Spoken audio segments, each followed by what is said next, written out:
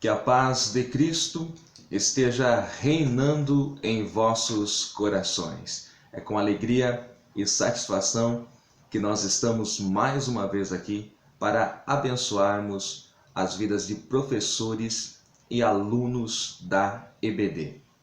Nós ficamos fora 2 vídeos devido a um problema que aconteceu, mas graças a Deus estamos novamente aqui para trazermos alguns subsídios e ajudarmos os professores e alunos da EBD. Lembrando que nós estamos estudando a respeito das obras da carne e o fruto do Espírito. E estamos já na lição de número 8, a bondade que confere vida. O nosso textuário está na primeira epístola de João, capítulo 3, e o verso de número 15, que diz: Qualquer que aborrece a seu irmão é homicida, e vós sabeis que nenhum homicida tem permanente nele a vida eterna.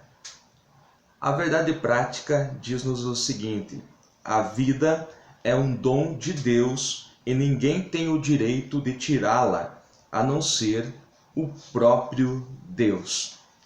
O nosso texto bíblico está no Evangelho de Mateus, capítulo 5, os versos 20 a 26. Já no início desta pré-aula, eu destaco aqui as palavras do apóstolo João, conhecido como o apóstolo do amor, mas eu queria que você contextualizasse o nosso textuário olhando para o verso anterior, primeira epístola de João, capítulo 3, e o verso 14, que diz: Nisto sabemos que passamos da morte para a vida, porque amamos os nossos irmãos. Quem não ama seu irmão permanece na morte. Então eu gostaria de destacar o final do verso 14: quem não ama seu irmão permanece na morte. O que o texto de João está querendo dizer é que aquele que não consegue amar o seu irmão, ele ainda não foi regenerado, ele ainda não nasceu de novo. E apesar de parecer forte as palavras desse texto, é o que a Bíblia Sagrada está dizendo. Por quê? Porque a maior regra, a maior lei do Evangelho é o amor. A maior lei é amar a Deus sobre todas as coisas. E quem ama a Deus sobre todas as coisas, consequentemente, ele também ama o próximo. Então é impossível alguém amar a Deus e aborrecer o seu irmão. Agora, o texto é ainda mais grave quando ele diz que qualquer que aborrece a seu irmão é homicida. Quando você olha para o início desta lição, você vê que tem ali uma pessoa de costas e uma outra pessoa com uma faca ou um punhal nas mãos. Agora, a morte de que nós estamos falando aqui não é só a morte física, mas também a morte espiritual. Porque nós temos muitas pessoas que nunca mataram alguém fisicamente, mas já atingiram pessoas espiritualmente. E é desta morte que Jesus está falando aqui também no Evangelho de Mateus, e o apóstolo João, consequentemente, mantendo a mesma linha de pensamento do nosso Senhor Jesus Cristo. Bem, o texto bíblico em classe, Mateus capítulo 5, ele está inserido no Sermão do Monte. E aqui no Sermão do Monte, capítulo 5 a 7 de Mateus, aqui está toda a lei do nosso Senhor Jesus Cristo. Ele faz uma nova leitura daquilo que já foi escrito no Antigo Testamento e também daquilo que vinha em forma na questão da lei oral, aquilo que foi passado como uma tradição aos judeus. Jesus faz uma nova leitura, então ele compara aquilo que foi dado a Moisés no Sinai e ele coloca a leitura verdadeira, o ângulo correto de visão. Então Jesus aqui ressalta os princípios da lei no Sermão do Monte. E aqui no capítulo 5, versículo 20, Jesus está falando assim: se a vossa justiça não exceder a dos escribas e fariseus, de modo nenhum entrareis no reino dos céus. Os fariseus e escribas, eles estavam satisfeitos com os rituais externos, rituais estes que nunca mudavam os seus corações. Então, eles se apegavam à lei de forma externa, mas nunca praticavam o amor, que era o maior mandamento da lei. E Jesus está dizendo: se a vossa justiça ela não exceder, ela não for mais ampla do que a justiça dos fariseus, que é apenas de forma aparente, vocês não poderão entrar no reino dos céus. A justiça externa, sem a realidade interna, não dará acesso ao reino. A perfeita justiça é a que Cristo imputa aos que creem nele. Então, que justiça é essa que nós temos? Porque nós não estamos falando aqui de méritos próprios, mas nós estamos falando aqui da justiça que Cristo imputa àqueles que creem nele. Então, à medida que nós cremos no sacrifício perfeito de Cristo, nós passamos a praticar a justiça de Cristo. Todo aquele que é discípulo de Cristo, todo aquele que adentrou ao reino de Cristo, ele pratica a justiça, porque a justiça é um princípio do reino de Deus. Olhando a seguir para o verso 21, nós vemos que o que Jesus está falando ali, todos os seus ouvintes eram cientes disso. Desde a lei de Moisés, ou melhor, desde Gênesis capítulo 9, versículo 6, quando Deus dá a ordem que nenhum homem pode tirar a vida de outro homem. Esta lei é repetida no Sinai, lá no capítulo 20 de Êxodo e versículo 13, fazendo parte dos 10 mandamentos, e também é repetida em Deuteronômio, capítulo 5 e versículo 17. Agora, por que é que existe a lei? A lei existe por causa da quebra do princípio. Quando Deus criou o homem, ele deu a vida ao homem. Se Deus deu a vida ao homem, quem tem o direito de tirá-la? O próprio Deus. Só que aí, Caim mata Abel, e então Deus tem que colocar uma lei, porque o princípio foi quebrado. Não matarás. A lei, ela existe onde há quebra de princípios. E o que Jesus vem fazer? Jesus vem nos levar de volta ao princípio. Então a lei dizia que um homem não poderia matar o outro, né? Agora Jesus está dizendo até de pensamentos, ou seja, no reino de Deus nem pensamentos assassinos são permitidos, são admitidos, porque na lei de Moisés o homem era julgado quando ele cometia, quando ele consumava um homicídio. Agora Jesus está falando aqui no texto de Mateus 5, a partir do verso 21, a respeito de intenções do coração. Jesus condena a ira sem motivos e as agressões verbais. E Jesus diz que aquele que faz isso já é réu de juízo. Ele fala assim: aos antigos foi dito, não matarás. Quem matar vai ser réu. Eu, porém, ele vai colocar a leitura dele a respeito da lei. Ele vai falar que Deus está sondando as intenções do coração. Ele fala: qualquer que se encolarizar sem motivo contra seu irmão será réu de juízo. Ele fala: qualquer que disser raca, raca, será réu desse sinário. O que é raca? Raca quer dizer vazio, cabeça vazia, cabeça oca. Então era um insulto ao seu próximo, ao seu irmão. Jesus não permite isto no seu reino. Essas palavras, elas indicavam um desejo assassino que estava dentro do coração do homem. Nos versos 24, estou dando aqui uma rápida passada no texto bíblico, que pode ser muito útil para você expandir aí na sua aula. Nos versos 23 e 24, Jesus vai falar a respeito da oferta, a maneira como o ofertante deve se comportar.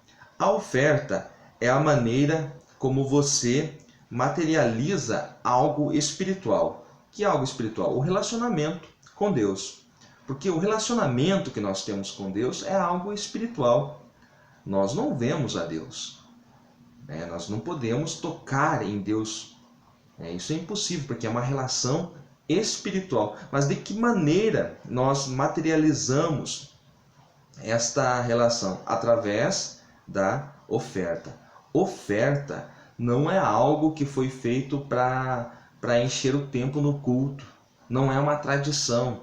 Oferta é uma demonstração externa do relacionamento que você tem com o seu Deus. É a maneira de você materializar. Quando você coloca o dinheiro ali na salva, no gasofilácio, você está materializando algo que é espiritual. Você está colocando o dinheiro ali, mas você não está colocando algo que está no seu coração. Você está se relacionando com o seu Deus. E só pode se relacionar com Deus aquele que primeiro se relaciona com o seu irmão.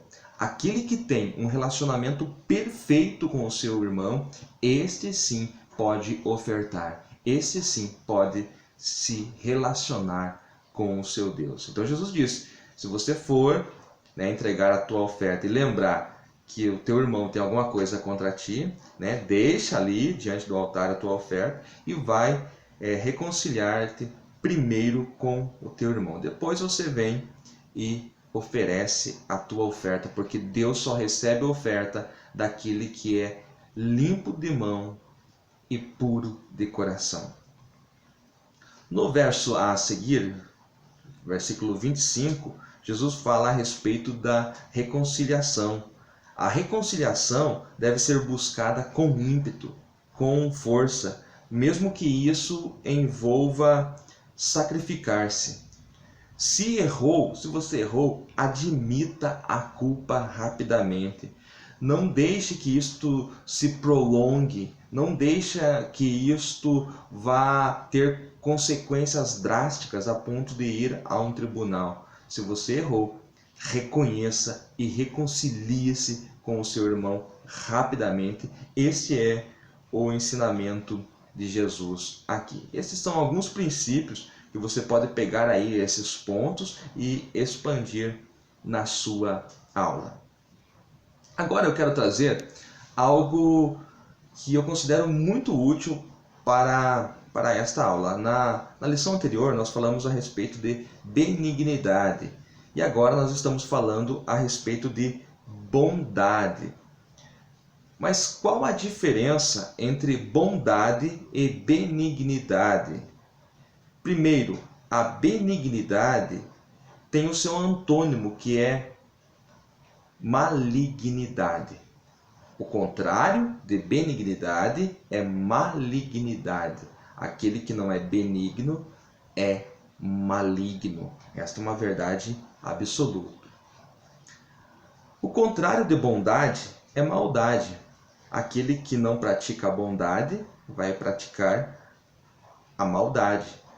Então há uma diferença entre ser benigno e ser bondoso. A benignidade e a maldade são interiores, são ligadas aos sentimentos, é algo interno do homem. Já a bondade e a maldade é algo exterior, fala de ação, fala de atitudes que o homem comete, revelando aquilo que está dentro do seu coração. Benignidade é a disposição em ser bondoso com o próximo. Significa excelência de caráter, significa pensar bem a respeito das pessoas e por aí vai. Já a bondade é a ação de ser bom, gentil, reto para com o próximo. Se nós formos benignos, consequentemente agiremos com bondade. Então eu queria que você observasse aí que há uma diferença entre benignidade e bondade. Apesar de no primeiro tópico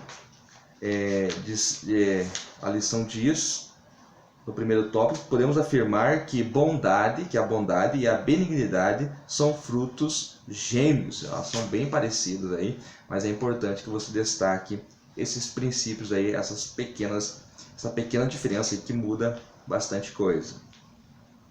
Para concluir, eu digo que a bondade de nosso Deus revela a sua benignidade para com os homens. Ele é tão bom que amou-nos mesmo sendo nós pecadores.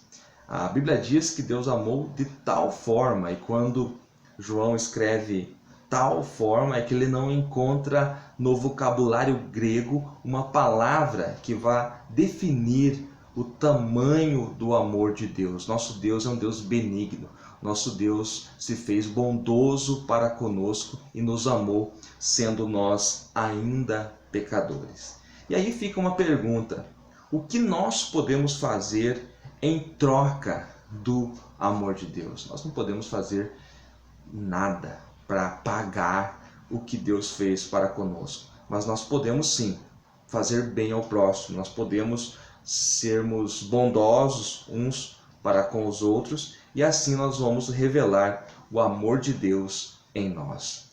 O que Deus mais deseja é ser amado no próximo. Quando você ama o seu irmão, você está cumprindo a lei de Cristo. É impossível, o mesmo apóstolo João diz na sua epístola, que é impossível um homem dizer que ama a Deus, a quem não vê, e não amar o próximo, não amar o seu irmão, o qual vê. É impossível. Não há lógica nas suas palavras dizer que ama a Deus, sendo que não ama o próximo. O Evangelho não é algo tão difícil assim. O Evangelho tem um mandamento, o Evangelho tem uma lei, que é a lei do amor. Todas as demais, elas se encaixam na lei do amor. Ame a Deus acima de todas as coisas. Ame o seu próximo como a ti mesmo. E assim você vai cumprir a lei. Se você não consegue amar o seu irmão, quanto mais você poderá amar o seu inimigo. Porque o Evangelho também diz para nós amarmos não somente o nosso irmão, mas nós amarmos também aqueles que nos perseguem, os nossos inimigos. O Evangelho talvez pareça libertinagem, o Evangelho que a gente prega, porque nós dizemos que não estamos mais debaixo da lei, e alguns interpretam como libertinagem, mas não é isso. O Evangelho, ele nos aproximou de Deus. Então, nós não vivemos mais debaixo de regras. Nós vivemos debaixo de uma lei, que é a lei do amor, e que às vezes é muito difícil para o homem cumprir. Amar o seu irmão, amar o seu inimigo. Mas o maior mandamento é o amor. Pratique isso e você vai ver a diferença em sua vida. Que esses poucos conceitos, eles sirvam para que você venha ampliar aí a sua aula. Ore por nós. Precisamos muito. O inimigo tem se levantado contra esta obra, mas nós sabemos que nós somos mais do que vencedores e esta obra vai prosseguir avante em nome de Jesus. Que Deus abençoe a todos.